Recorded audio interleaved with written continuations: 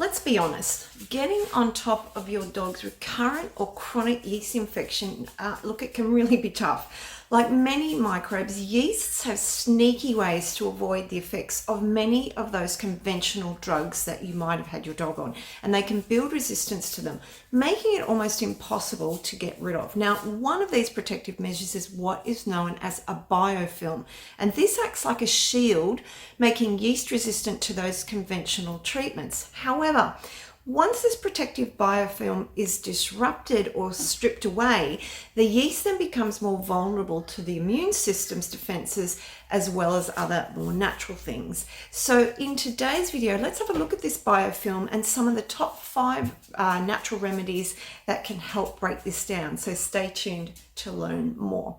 Hi there, it's Lyndall Pinchin back from Canine Vitality, back to Happy Healthy Dogs on the channel. If you're new to the channel, guys, thank you for being here.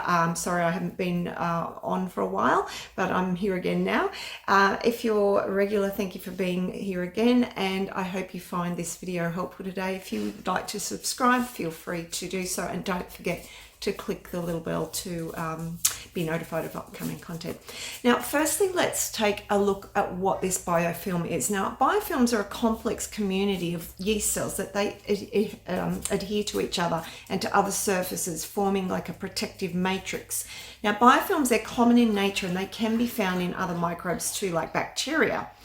Yeast biofilms are really predominantly formed by species of the fungal genus Candida, such as Candida albicans, which is a common yeast problem in dogs, as well as Malassezia yeast too. Now, biofilms can develop on both living and non-living surfaces, but they're more common in mucosal tissues, such as vaginal and oral cavities, and the skin too, and they tend to be pretty resistant to antimicrobial agents like antifungal drugs, making them challenging to treat. Now, the biofilm acts like a physical barrier that prevents the penetration of drugs and the immune system cells, allowing the yeast to persist and cause chronic or recurrent problems. Furthermore, biofilms promote cell-to-cell communication, and within this, in that little community, through a process that's called quorum sensing, and this helps to coordinate the behavior of the yeast cells and overall, and enhances their ability to survive and adapt within this biofilm. Now, it should be noted that not all yeast cells develop biofilms. However, species such as Candida albicans and the Malassezia, both common ones in dogs and the main types of yeast causing issues, are well known for this ability to form a biofilm. Now, like I mentioned earlier, biofilms can be highly resistant to drugs, including those common antifungal medications. Now, the biofilm structure and the properties of that matrix contribute to this resistance, making biofilm-related infections really challenging, as I said. Now, not only does the biofilm act like a protective shield, stopping those medications from entering into the yeast cell, they also increase the yeast cell's overall ability to resist many conventional drugs like antifungal drugs. Now, this can be one of the reasons that the infection hangs around or comes and goes. So it can be a real issue. Now, in order to start treating yeast infections more effectively, we really then need to have a look at ways to break this biofilm down. Now, disrupting the biofilm structure and reducing its protective properties of this matrix can really increase the yeast cell's susceptibility to both conventional and more natural antifungal treatments. Now, one of the first things that we want to consider here is the use of digestive enzymes. Now, of course, digestive enzymes play a crucial role in helping break down food in your dog's digestive system. But interestingly, these enzymes can also target and break down the biofilm produced by those yeast cells. Now, by digesting the biofilm, these enzymes expose that cell, making them susceptible to the immune system along with any other antifungal treatments. Now, unlike antifungal medications, yeast cells tend not to develop resistance against enzymes, making them a much more reliable tool in managing yeast problems. Now, the biofilm is composed mainly of fiber as well as fat and protein.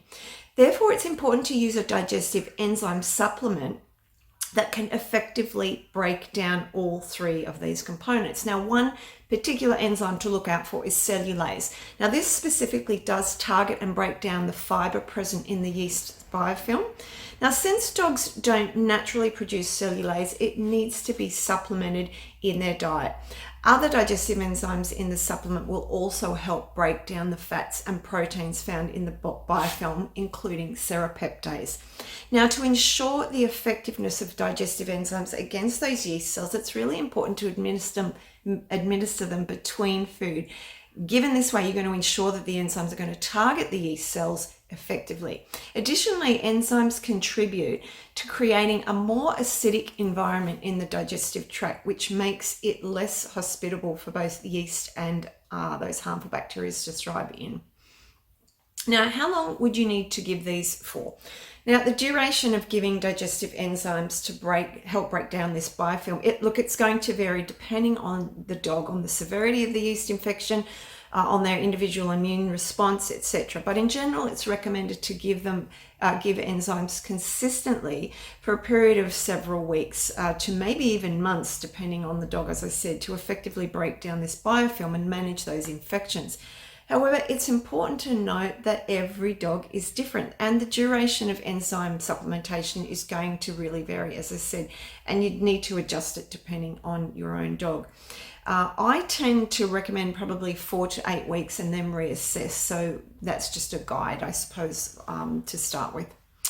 Now, the second one is N-acetylcysteine, or NAC. Now, NAC's an amino acid derivative that has really powerful antioxidant properties, which can really help break that biofilm down and disrupt that protective structure of the yeast. Now, NAC supports the liver as well and promotes detoxification. Now, because of its powerful antioxidant properties, it also helps with those yeast die-off symptoms that can occur when yeast is dying off, flu-like symptoms and similar symptoms that might occur. Now, dogs do have naturally occurring levels of NAC in their body, but to get on top of a yeast, you'll probably need to use a supplementation form. You do need to start with a very small amount, 1/4 teaspoon a day at the minimum, at the most to start with, Now, number 3 is grapefruit seed extract, which is a really good agent at disrupting that biofilm. It's containing polyphenols and flavonoids, and these compounds have been shown to inhibit the growth of various microorganisms, including yeast. Now, once again, with this, you must start very slowly. It's really strong and quite stimulating. I would recommend adding it in the liquid form and starting with just 1 drop daily added into the food, depending on your dog, and give it for 4 weeks at a time and see how your dog responds. Number 4 is caprylic acid. It's a medium chain fatty acid that exhibits those antifungal properties, and it can really help inhibit the growth of yeast, plus help reduce the numbers of yeast responsible for that biofilm formation. Now, it's found in coconut oil, so adding coconut oil into your dog's diet can really help with this biofilm disruption. Start with a teaspoon a day and slowly build up. Once again, this all depends on your dog's weight. And finally, number 5, olive leaf extract, which is derived from the leaves of the olive tree. And it's been traditionally used for its medicinal properties for thousands of years. It contains a compound called oleuropein, which some studies have shown can inhibit the growth of candida cells and disrupt this biofilm to a certain degree. Now, once again, this disruption can make yeast cells more vulnerable to both your dog's natural immune response and other treatments.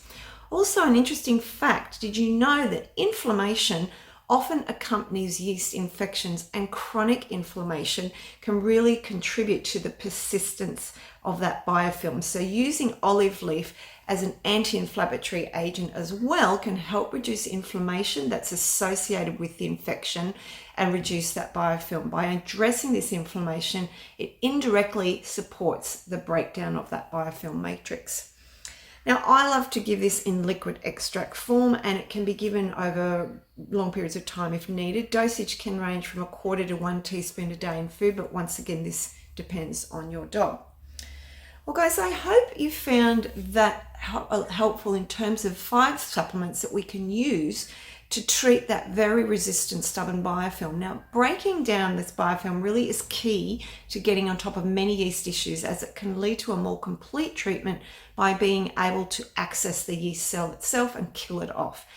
And if your dog's been having yeast issues, I'd love to hear from you. Please feel free to reach out. All my details are below, or comment below. I'd love to hear your comment. Also, if you'd like more information on the remedies I mentioned today, specifically doses, and you're not sure of what your dog might need, feel free also to reach out and I can help you with that.